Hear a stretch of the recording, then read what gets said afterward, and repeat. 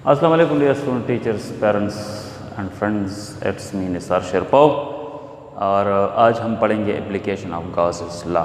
जो सबसे पहला एप्लीकेशन है वो है हमारे पास कौन सा application, electric field intensity due to infinite non conducting sheet of charges. ठीक है, नॉन कंडक्टिंग, ठीक है, और कंडक्टिंग, इन दोनों शीट्स में काफ़ी डिफरेंस होता है, तो इसलिए हमने यहाँ पे मेंशन किया नॉन कंडक्टिंग शीट। और इनफाइनाइट कौन सा शीट हमारे पास, फिज़िकली इनफाइनाइट शीट तो मुमकिन ही नहीं है, लेकिन किस किस्म के शीट को हम इनफाइनाइटली कंसिडर कर सकते हैं वो हमने यहाँ पे डेफिनेशन लिखा है कि a sheet of charges is considered to be infinitely extended. एक ऐसा शीट को हम इनफाइनाइटली एक्सटेंडेड पहला हुआ कंसिडर कर सकते हैं विद रिस्पेक्ट टू एक पॉइंट के लिहाज से हम उसको इनफाइनाइटली कंसिडर कर सकते हैं whose distance is sufficiently smaller than the dimension of the sheet. जिस पॉइंट से हम उस शीट को स्टडी कर रहे हैं, अगर वो पॉइंट शीट से जो है काफ़ी शीट के डायमेंशन के लिहाज से, बड़ाई के लिहाज से काफ़ी नज़दीक हो, मतलब वो डिस्टेंस काफ़ी कम हो।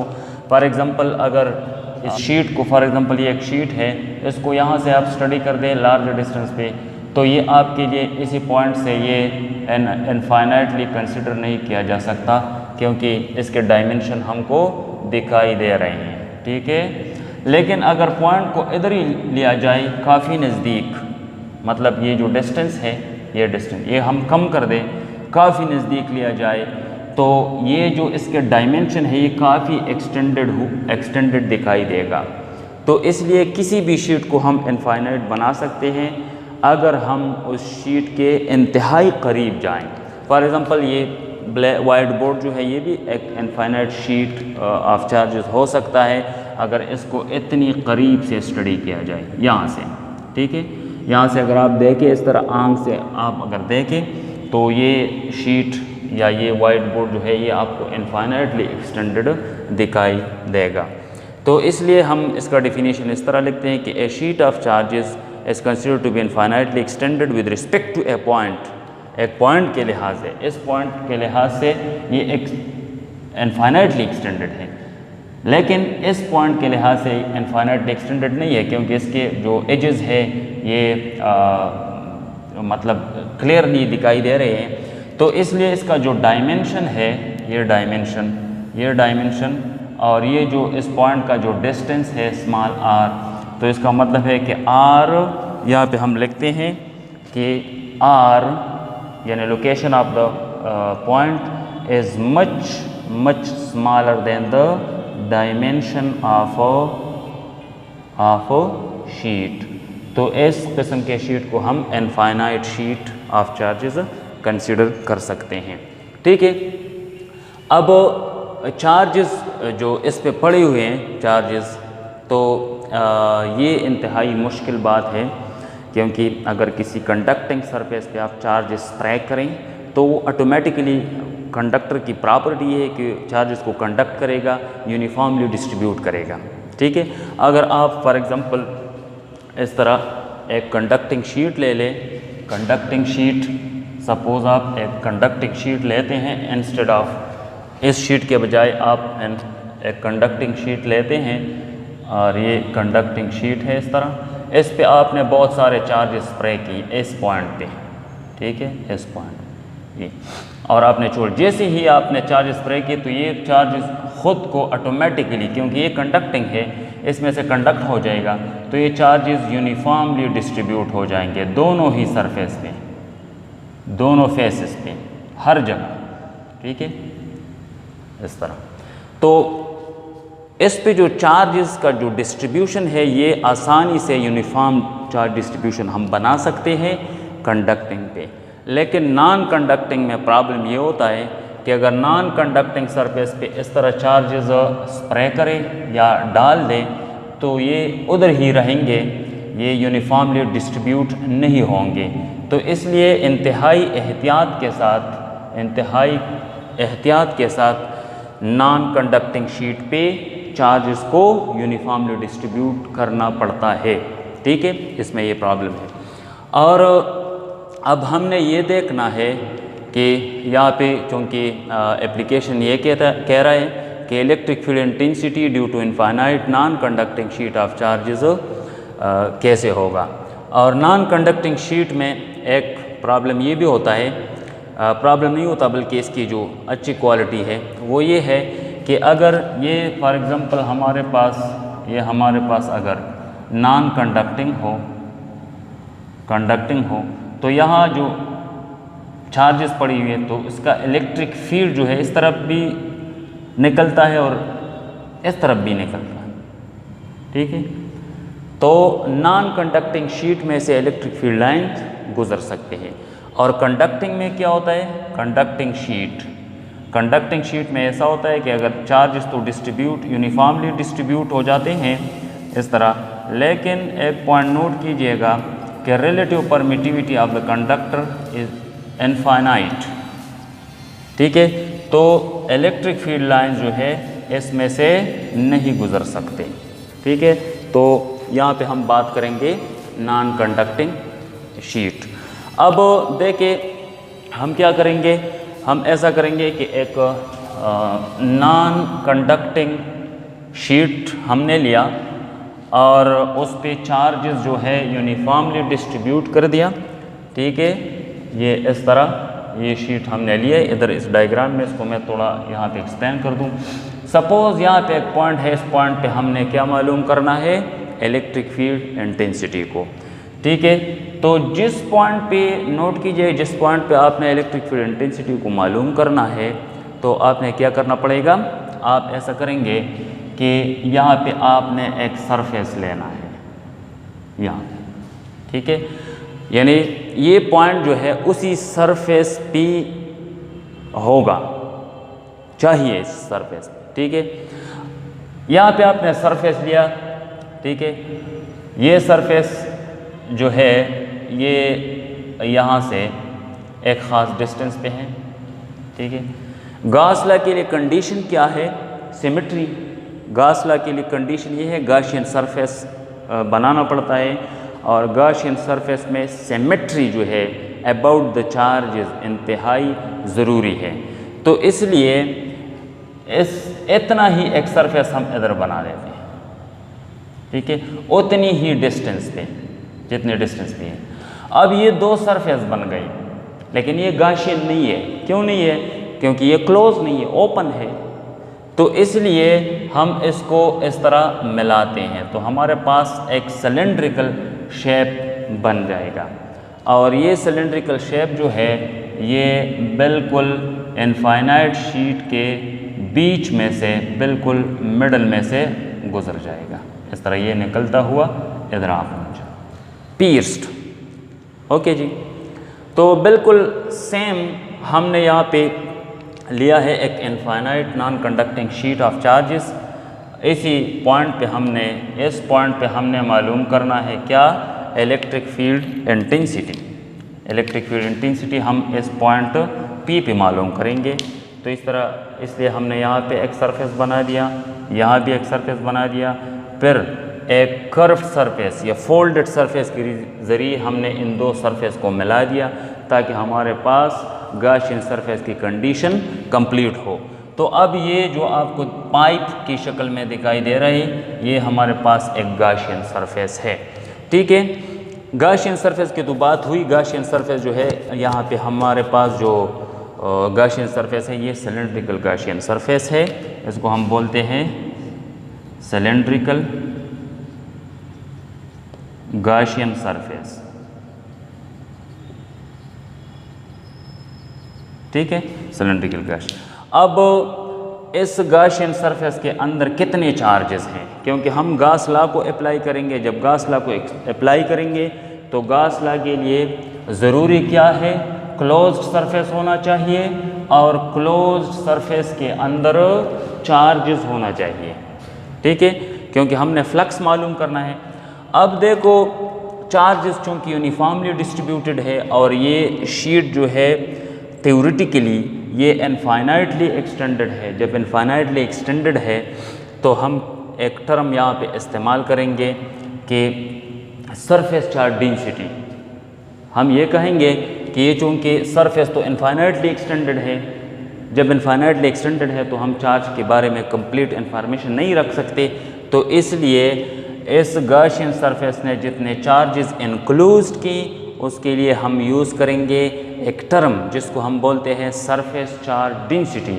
और हम ये कहेंगे सरफेस चार्ज डेंसिटी क्या होता है। सरफेस चार्ज डेंसिटी ये है कि यहाँ पे हम लिखते हैं the charges enclosed by the Gaussian surface is कितने होंगे। the charges enclosed by the Gaussian surface is Q is equal to surface charge density into area। Area किस चीज़ की, जो क्रॉस सेक्शनल एरिया है गॉसियन सरफेस का। और ये sigma जो है ये क्या रिप्रेजेंट करता है, टोटल चार्जेस या the charges per unit area.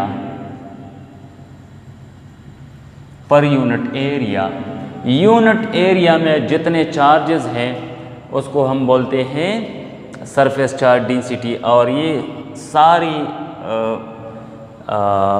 Surface के लिए, शीट के लिए हम यही एक ही बात नोट करेंगे कि सारे सरफेस पे जो चार्जेस है उसका जो सरफेस चार्ज डेंसिटी है हम जहाँ पे अप्लाई करेंगे तो सरफेस चार्ज डेंसिटी कांस्टेंट ही रहेगी, क्योंकि चार्जेस यूनिफॉर्मली डिस्ट्रीब्यूटेड है।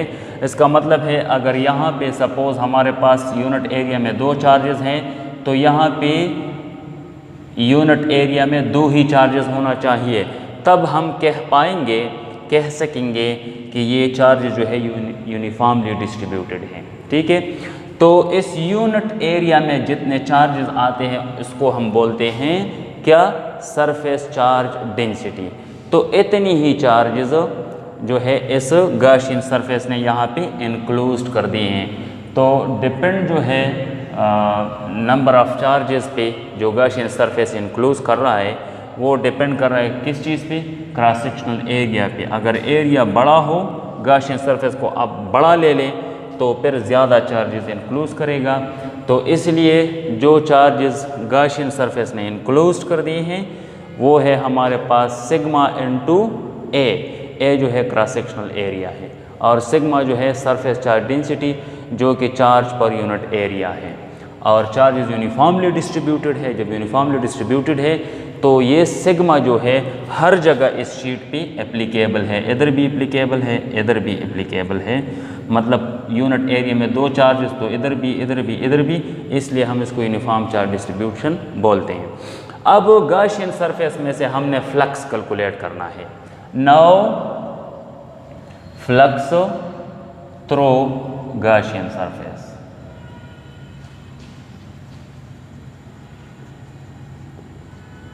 तो गॉसियन सरफेस के हमारे पास जो है 3 सरफेसेस बनते हैं। एक ये क्रॉस सेक्शनल एरिया जो कि क्लोज्ड है, बिल्कुल फील्ड लाइन जो है इस तरह फील्ड लाइन के साथ परपेंडिकुलर है। एक ये सरफेस है, और ये गॉसियन सरफेस जो है ये हमारे पास क्या है, ये यूनिफॉर्म सिलेंडर है। मतलब यहाँ जो क्रॉस सेक्शनल एरिया है बिल्कुल क्रॉस सेक्शनल एरिया यहाँ पे सेम है। ठीक है, यूनिफॉर्म पाइप की शक्ल में। और इलेक्ट्रिक फील्ड लाइन जो है ये ब्लू लाइंस आपको दिखाई दे रही है, तो इलेक्ट्रिक फील्ड लाइंस यूनिफॉर्म है थ्रू आउट जहाँ भी आप जाएं। इसकी वजह ये है कि कोई इलेक्ट्रिक फील्ड लाइन अगर चाहे कि ऊपर तरफ बेंड हो तो इसके ऊपर एक और इलेक्ट्रिक फील्ड लाइन है जो इसको नीचे की तरफ पुश करेगा। जब ये फील्ड लाइन इस फील्ड लाइन को नीचे पुश करेगा तो इसके नीचे भी एक इलेक्ट्रिक फील्ड लाइन है जो उसको ऊपर की तरफ पुश करेगा। तो इसलिए जितनी भी आप इनफाइनाइट शीट से दूर जाएंगे तो इलेक्ट्रिक फील्ड लाइन जो है ये एक यूनिफॉर्म इलेक्ट्रिक फील्ड है। क्लियर हुई बात? तो इसलिए इलेक्ट्रिक फील्ड लाइन जो है रेडियली नहीं है बल्कि परपेंडिकुलरली रेडिएट हो रही हैं, यहाँ इस फेस से भी, इस फेस से भी। ठीक है, तो इलेक्ट्रिक फ्लक्स के बारे में अब हम देखें। ये हमारे पास यहाँ पे इलेक्ट्रिक फील्ड लाइंस इस तरह निकलते हैं। तो हम electric flux through the right face, ये हमारे पास राइट फेस है, तो हम इधर लिखेंगे electric flux through the right face, electric flux through the right face. वो क्या होगा, देखिए जी, पाई आर, इधर हम राइट फेस के लिए ई इंटू ए, ई इलेक्ट्रिक फील्ड इंटेंसिटी जो कि एक वेक्टर है, और ए जो है इस फेस का एरिया है। ठीक है, तो ये दोनों पैरेलल है, क्लियरली दिखाई दे रही। जो एरिया वेक्टर है, एरिया वेक्टर और इलेक्ट्रिक फील्ड इंटेंसिटी दोनों पैरेलल है। तो ई ए कॉस 0 डिग्री, तो ये हो जाएगा हमारे पास ई ए। अब electric flux through the left face, ये लेफ्ट फेस है, लेफ्ट, और ये हमारे पास राइट है। Electric flux through the left face, electric flux through the left face, वो क्या होगा, बिल्कुल ही तरह, बिल्कुल देखिए ये जो एरिया, क्रॉस सेक्शनल एरिया है, ये इलेक्ट्रिक फील्ड लाइंस के बिल्कुल ही परपेंडिकुलर है, मतलब एरिया वेक्टर्स के साथ पैरेलल है। तो ये इलेक्ट्रिक फील्ड लाइंस है, और एंगल दोनों के बीच में जो है वो सेम है, 0। जिस तरह यहाँ पे 0 था, इधर भी 0 है। तो देखिए electric flux through the left surface, left face, E A, तो ये हो जाएगा E A cos 0 degree, cos 0 जो है 1 के बराबर है, ये इक्वल हुआ ई ए। अब ये जो फोल्डेड सरफेस है, ये फोल्डेड सरफेस, इस पे आप जहाँ भी देखें, इधर इसका जो एरिया वेक्टर है ले लें, या इधर एरिया वेक्टर ले लें, या इधर ले लें, या इधर, जहाँ भी आप लेना चाहेंगे ले लें। लेकिन जहाँ भी आप देखेंगे तो आपको यहाँ पे इलेक्ट्रिक फील्ड इंटेंसिटी और एरिया वेक्टर का 90 ही एंगल मिल जाएगा, यानी किसी भी।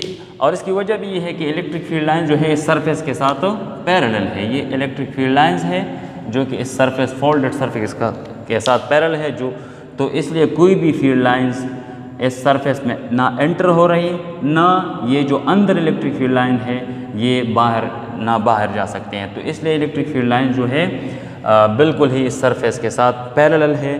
तो flux through the folded surface, इस तरह लिख सकते हैं, electric flux through the fold surface, वो क्या होगा, वो हमारे पास देखिए जी, पाई एफ हम यहाँ पे लिखते हैं, फोल्डेड सरफेस, ई ए, और यहाँ पे हमारे पास ई ए कॉस 90 डिग्री जो कि 0 के बराबर है। तो इस सरफेस से, ये जो फोल्डेड सरफेस है, इस सरफेस से किसी किस्म का फ्लक्स नहीं निकलता। तो टोटल फ्लक्स हमारे पास इक्वल हो जाएगा the total flux through the Gaussian surface, the total flux through Gaussian surface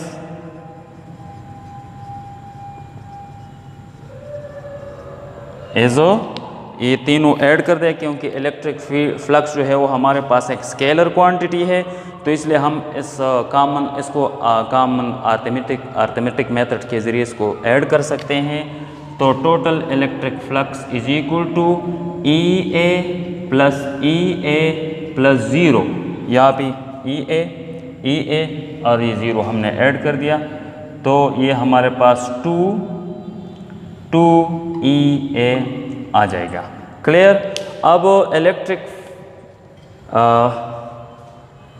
flux की जो हमारे पास गॉस लॉ के मुताबिक now by Gauss law, now by Gauss law ये इक्वेशन 1 हमारे पास बना, ये 1 इक्वेशन है। By Gauss law, now by Gauss law, by Gauss law pi E is equal to Q by epsilon naught, ये equation 2। तो 1 और 2 को हम कंपेयर कर सकते हैं, कंपेयरिंग 1 एंड 2, तो हमारे पास आ जाएगा 2EA is equal to Q by epsilon naught. ये 2EA इक्वल हो जाएगा क्यू बाय एप्सिलॉन नॉट का, ठीक है। तो यहाँ पे हम लिखते हैं इलेक्ट्रिक फील्ड इंटेंसिटी को हमने कैलकुलेट करना है, इसलिए Q by 2A epsilon not, 2A से दोनों साइड को डिवाइड कर दिया। अब देखो क्यू की value E is equal to Q हमारे पास सिग्मा A है, तो यहाँ पे पुट कर दें sigma A divided by 2A epsilon naught, A के साथ कैंसिल।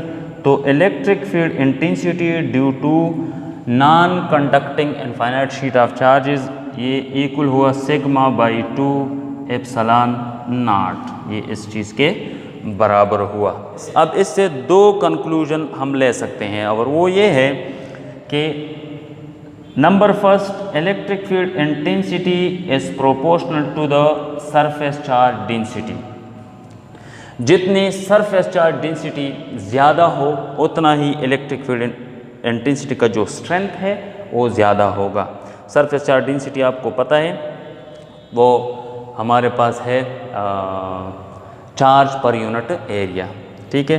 सेकेंडली जो डिपेंड कर रहा है वो ये है कि electric field intensity is inversely proportional to the permittivity of the medium. अगर हम यहाँ पे किसी और मीडियम को रख दें इधर इस पॉइंट और सरफेस के बीच में, यहाँ पे कोई और मीडियम हम रख दें तो क्या हो जाएगा, इलेक्ट्रिक फील्ड इंटेंसिटी कम हो जाएगी। और तीसरी जो बात है कि E is not a function of R। आप पॉइंट इधर ले लें या इधर ले लें या इससे दूर ले लें तो E पे डिपेंड नहीं करता, ये मैथमेटिकली। लेकिन एक पॉइंट नोट कीजिएगा कि जैसा कि हमने बात की कि ये पॉइंट हमेशा हम इस सरफेस के क्लोज ही लेंगे, लेकिन यहाँ पे R का कोई कंसेप्ट नहीं है इधर, तो इसलिए हम ये कह सकते हैं कि electric field intensity does not depends upon the location of the point from the surface. तो E independent of point location, location से पॉइंट के लोकेशन से इंडिपेंडेंट है। आप पॉइंट दूर ले लें, इधर ले लें या उधर ले लें, इस पर डिपेंड नहीं कर रहा। और ये क्यों डिपेंड नहीं कर रहा, देखिए इलेक्ट्रिक फील्ड इंटेंसिटी में जो चेंज आती है वो इलेक्ट्रिक फील्ड डेंसिटी की वजह से आती है। Electric field density number of field lines per unit area जब चेंज हो तो इलेक्ट्रिक फील्ड इंटेंसिटी में चेंज आ जाता है, ठीक है। ये इस पॉइंट को हम एक्सप्लेन करने जा रहे हैं आपको, ठीक है। Because electric field intensity depends on the electric field density. Electric field density का क्या मतलब है, इसका मतलब है number of field lines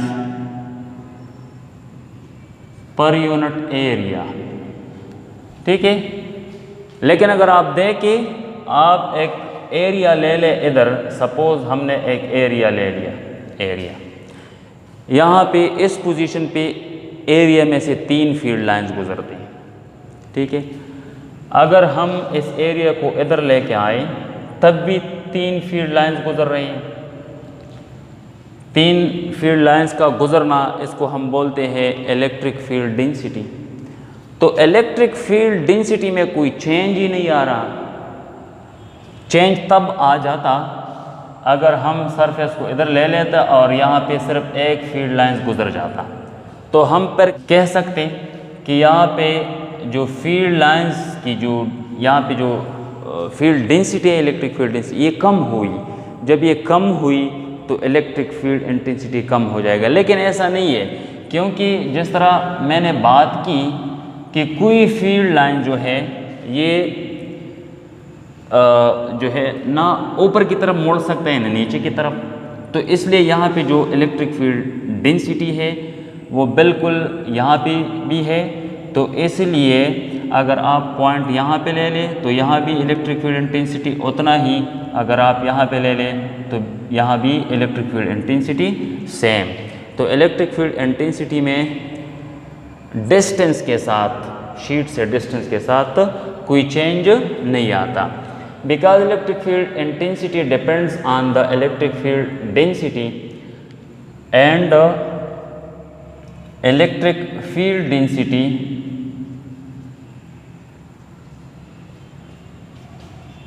does not change with the distance from the sheet, so E is constant everywhere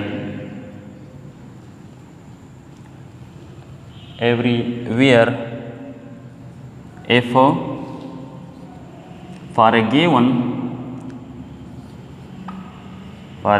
value of sigma and epsilon naught।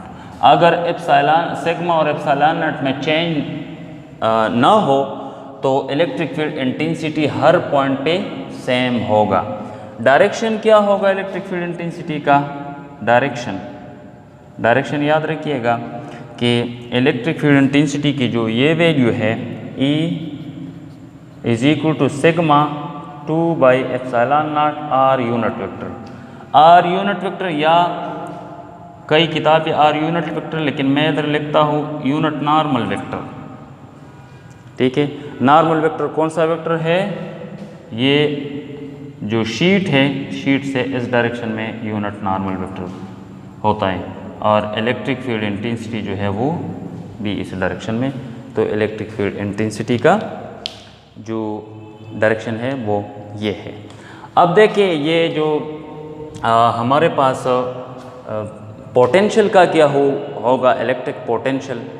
तो electric potential का जो फार्मूला है, electric potential due to infinite sheet of charges, ये कभी कभी MCQs में आता है तो इसलिए लिखना ज़रूरी है, वरना हमारे किताब में तो इसका कोई ज़िक्र नहीं है। ठीक है,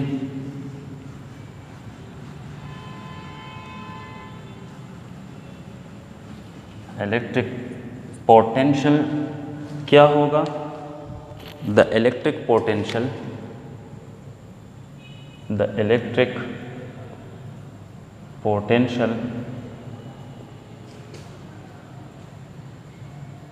due to infinite non conducting sheet, वो क्या है? एज वी नो, हमको पता है कि electric potential is equal to potential gradient E is equal to -V by R, इस चीज़ के बराबर है। तो इसलिए V is equal to -ER। ठीक है, अब इलेक्ट्रिक फील्ड इंटेंसिटी का जो वैल्यू है वो ये है हमारे पास। ठीक है, तो V is equal to E हमारे पास sigma by epsilon 2 epsilon not into R, ये हमारे पास वैल्यू है। ठीक है, और नोट कीजिएगा कि जितनी भी आप शीट से दूर जाएंगे,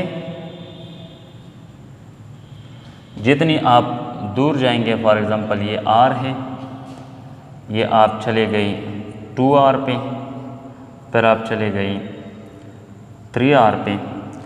तो याद रखिएगा कि यहाँ पे जो वोल्टेज है यानी पोटेंशियल है, ये potential directly proportional to the negative value of the R, means V is proportional to the negative of the R। तो मतलब है कि पोटेंशियल जो है जितनी आप दूर जाएंगे ये डिक्रीज़ हो जाएगा, ठीक है ना, डिक्रीज़। और सबसे मैक्सिमम जो पोटेंशियल होगा वो कहाँ होगा, V मैक्सिमम वो कब होगा, for R is equal to 0, मतलब बिल्कुल ही शीट के सरफेस पे आ जाए तो आपके पास जो पोटेंशियल है वो 0, और 0 इसका मैक्सिमम वैल्यू है, ठीक है, ये मैक्सिमम वैल्यू है। बाकी जितनी भी आप शीट से दूर होते जाएंगे तो आपके पास पोटेंशियल नेगेटिव होता जाएगा।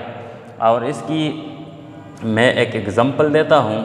एग्ज़ाम्पल ये देता हूँ कि अगर पहले ये एक्सप्लेन करना चाहूँगा कि अगर पॉइंट यहाँ पे आप ले लें तो यहाँ पे चूँकि चार्ज इज़ इनफाइनाइटली एक्सटेंडेड है, तो इसलिए इसी पॉइंट पे, ये जो पॉइंट है इधर मैं लिखता हूँ, ये पॉइंट, ऐसे पॉइंट पे अगर आप एक चार्ज रख दें तो ऊपर की तरफ से चार्जेस जो है वो नीचे की तरफ फोर्स लगाएगा, और नीचे जो चार्जेस है ये ऊपर की तरफ फोर्स लगाएगा। तो इसलिए ये फोर्स इस फोर्स को कैंसिल कर रहा है। तो दैट इज़ वाई यहाँ पे अगर आप चार्ज रखते हैं तो उसका जो पोटेंशियल है वो मैक्सिमम होगा और 0 होगा। तो यही बात है। अगर बाकी आप जितनी भी दूर जाएंगे, अगर इस पॉइंट को आप इस तरह यहाँ पे लेके आए तो यहाँ पे जो फोर्स है वो इस तरह होगा, ठीक है। तो अगर पॉइंट आप ये ले लें, ठीक है, तो इसमें फोर्स इसी डायरेक्शन में होगा। तो maximum potential will be on the surface of the non-conducting sheet of the charges, uniform distributed charges, which will be 0, और बाकी जितने पॉइंट है उस पर नेगेटिव होगा। तो ये था आज का हमारा जो टॉपिक, कल पर मिलेंगे इंशाल्लाह। Thank you for watching.